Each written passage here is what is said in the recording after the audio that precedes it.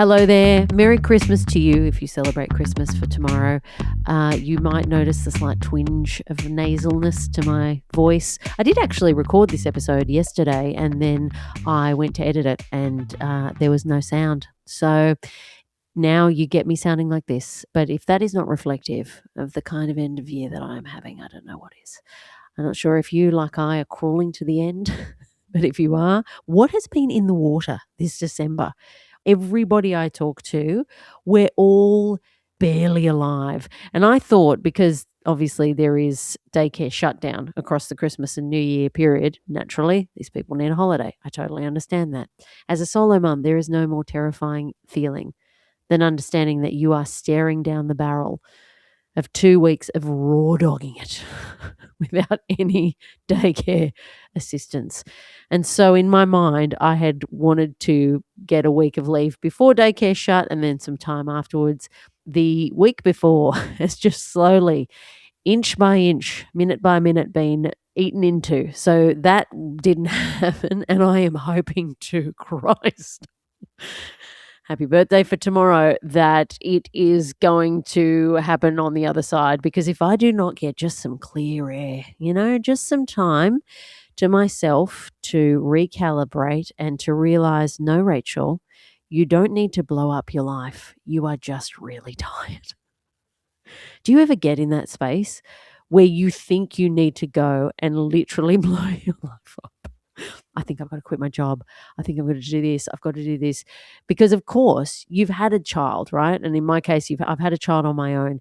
That is the one thing I know was a decision that I wanted to make was the right decision. And even though it's hard, even though it's shit, I'm like, this is definitely the one thing that I know was the right decision to make. So then you assume all of the other things around you in your life need changing because you're not in a period where things are really firing on all cylinders, because you're trying to juggle being a solo mum in like a really difficult toddler period while also still walking into every meeting and giving 150% and making sure that you can focus on your team and you this and you that. And I feel like I was managing it to a point this year, but then the end of the year hit and I'm battling. Luckily, I did have a meeting with someone in my team today, actually, and they said to me, it's not coming across. And I was like, that is the nicest thing anybody has ever said to me.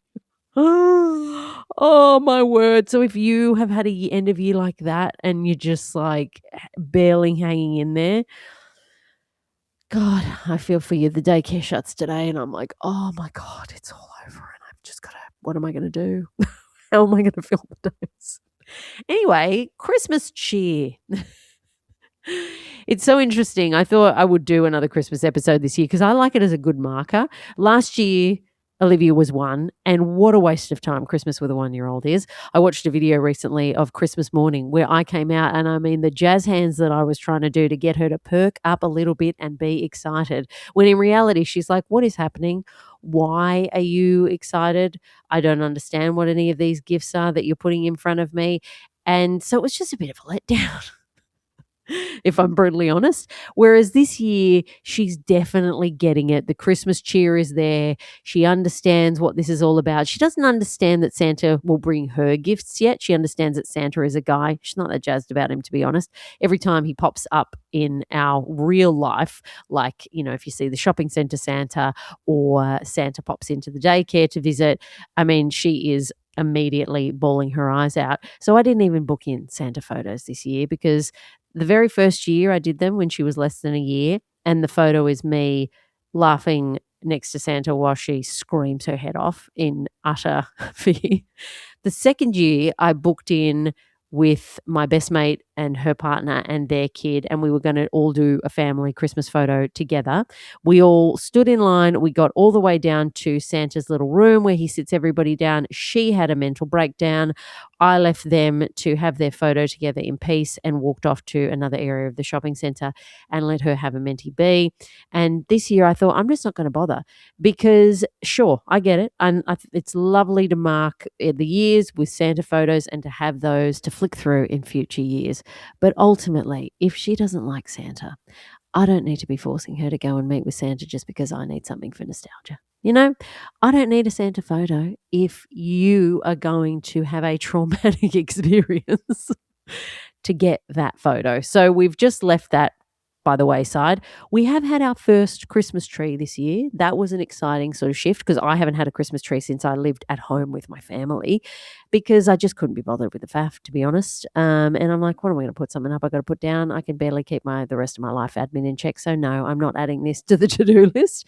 But this year I was thinking, well, she loves Christmas trees. Every time we leave daycare, she has to kiss every bauble on the tree that they have erected.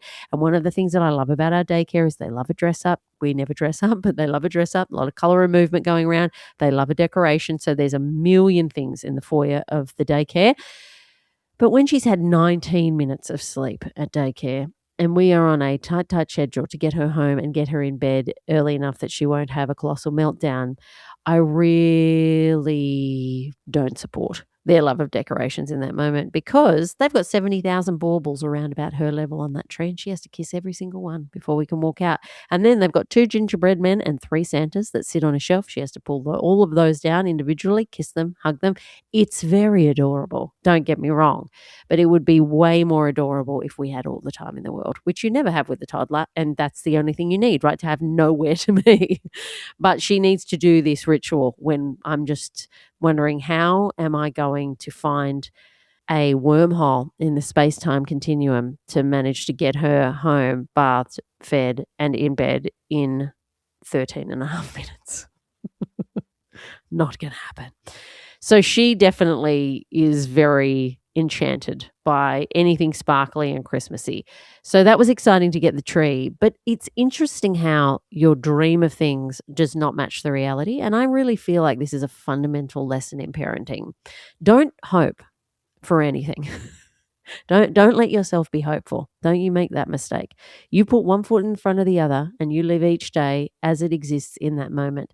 Don't you dare for a second think that in the future there can be a version of you and your child doing something magical, because chances are it's not going to be that magical when you get there, and you're just better off to just do it with no expectation, and then whatever happens happens. Because I went and bought the Christmas tree. We went down to the Christmas crazy warehouse, and didn't she love that joint? I tell you what, if only that was open all year round, we'd really have somewhere to go to waste some time. So she went around in that joint, was loving it. We bought our tree, we got our baubles, we got them home. I thought this is going to be one of those moments to remember. And then I opened the box and it was just an utter shit show from that point on, you know? We pulled the tree out and she was really pissed off that I'd pulled the tree out by myself because she wanted to do it. And please refer back to an earlier episode where I talk about the utter punish of I can do it myself. Because if you've listened to that episode, you'll know my stance on that is no, you can't. You can do a version of it shittily, but you can't do what we actually need to do. So anyway, I opened this Christmas tree box. I pull the Christmas tree out. She's effing furious. We have a full-blown, like, laying on our front, banging on the floor meltdown. At a certain point, I actually laid down next to her and said, I'm not having this. I think I might have said something a bit ruder than that, but I'll just say it was, I'm not having this for the purposes of the podcast. And I just walked into my room and I left her to have the meltdown because I'm like, I'm sorry.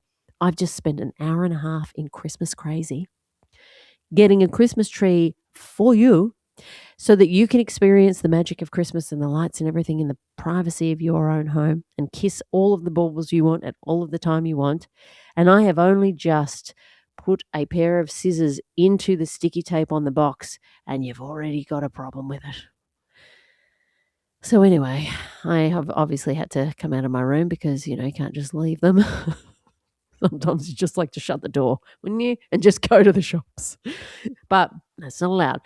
So I eventually came out, tried to calm her down. She's having absolutely none of it. So I'm like, okay, listen, you can help mummy to take the tree out of the box. You can definitely carry it, but it's too heavy for you to carry on your own. No. She grabs the tree, starts dragging along, scratching the floorboards as she goes, to the point where I ended up just having to grab it and put it together. But that was just an utter disaster. So I reckon it took 45 minutes for the calm down. And then we had a nice time putting the baubles on. But by that stage, the damage is done. Any remnant of Christmas cheer has left your body and soul, and it's not coming back until you get some space and time to yourself to recalibrate. So anyway, I have a nice photo that makes it look like the experience was lovely. But in reality, it was just crap. And now she likes the Christmas tree. I will say, here's just a note for anyone buying Christmas tree lights. Make sure you've got one that has a switch on the actual cord, because I didn't really think about that. And when I got home, I realized, oh, I've got a tree that the only way you can turn it on is by plugging the plug in. And of course, the thing that she wants to do is turn the Christmas tree on. And so here I have this toddler who the first time she wanted to do it, I actually didn't realize there wasn't a switch on the cord. And so she said, "Can I turn the tree on?" I said, "Of course." And then I turned around and realized that I have a 2-year-old trying to shove a plug into a socket. I was like, I don't think you should do that. So now we have to hold the plug together and do it at the same time so that she doesn't electrocute herself. Because truly, if that is what we got out of this Christmas, I'm never having a tree again. So yeah, I mean, ultimately, I'm glad I did it, but gee, it really is incredible how different reality is from what you think it's going to be. I will say that things haven't been all bad. I actually have really enjoyed this Christmas watching her experience it in the way that she's been experiencing it. Christmas for me has never really been a sad time. I was, the kid of divorced parents, so I really didn't enjoy Christmas because it was going between two places. It just wasn't a very joyful time. I don't remember being terribly sad about that because it just kind of was what it was. I definitely wished it was different, but it was more a feeling of, "Oh god, I just don't want to do Christmas," than it was a feeling of, "Why aren't my Christmases like the people across the road?" I didn't really ever think like that. But when you don't feel like that, you don't really realize what you're missing out on because you're not looking at something and going, "I wish I had that." You're like, "Oh, my version is this," and whatever. It's like, it's not that fab. And then after that, I always just had my mum was away, and so my dad was around, so I'd often just see him in the morning, and then my mum passed away, and it would be just, dad and I, and then in the afternoon, I'd usually come home on my own and watch some Netflix. I actually love that so much, because it's like a quiet day, nobody wants you. So I didn't really think that much about Christmas or what I was missing. But now seeing the way she enjoys it, once we've got the tree up, of course, that is really exciting for me because now I remember actually, this has just come back to me. That's so crazy. When I was a teenager, so I must have felt something about Christmas because this has just come back to me. When I was a teenager and I was in that divorce Christmas day, I remember thinking to myself and certainly saying out loud to people, I really can't wait to have my own family because I want to set the tone of Christmas. Like I want to make Christmas a really good day. So I must have felt something about it. But funny how you block those things out. So yeah, it's great now that I get to do that because we get to choose who we spend Christmas with. And this year we're spending it at a friend's place. And in previous years, we've had Christmas at my best mate's place. And I love the fact that I can just decide, well, either it's you and I, or if we've got somewhere really nice to go, we'll go and hang out with some mates. I don't have to be in a situation where I'm going to somebody's family's house that I don't like. I've always been lucky enough to kind of get along with my ex's parents, but I do have some friends who are just like, "Oh." There is nothing better than meeting someone and you're like, "Oh, I like you," and, "Oh, thank God I like your family too." That is just the best because then you get like an additional family and that is ace. But if you are one of those people who do not like your partner's family and you gotta spend Christmas with them, well, my heart and my everything goes out to you because F that. F that so massively. I just would not be able to deal. And I'm not one of those people who's like, let's just go and have a shit day so we can be there. I'm the type of person that's like, no, no, no. If this is not joyful, like, let's just not go. But I know a lot of families don't work like that. And I've always, had the kind of family where everybody did their own thing. And so there wasn't any of that sense of obligation. But in my life, I'm like, well, it's just you and me, babe. We can go and do you want to go hang down by the pool all day? Yeah, let's do it. That's our Christmas. So it's really exciting for me to kind of be able to build Christmas with her and to shape it in our own way. And that's really exciting. So I hope you have a great Christmas planned.